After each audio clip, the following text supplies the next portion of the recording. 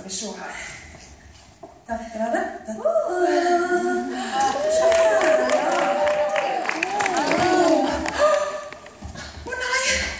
Å nei,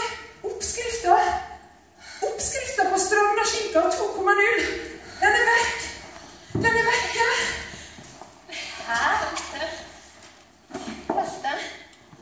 Kast den vekk.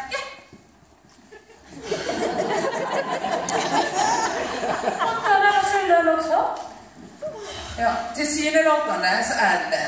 Du første finalåret er her. Mørsveksten er her.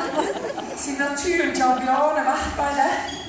Men oppskrifta på Stranda-skinka 2,0, den oppskrifta som gjør at alle som vil ha stekeskinke, kun vil ha Stranda-skinke, den er vekk.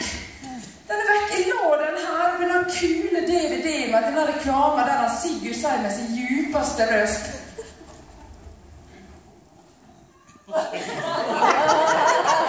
Kan bare lages på Stranda.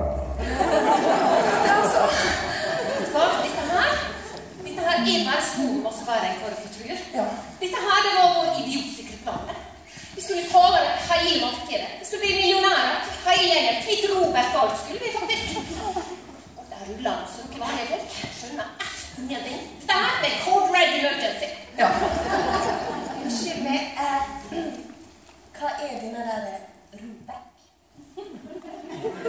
Det er register for betinget godkjenning på kontor.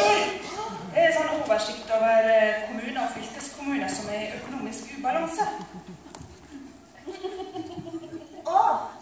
Nei, det er ikke en sånn. Amen. Robek!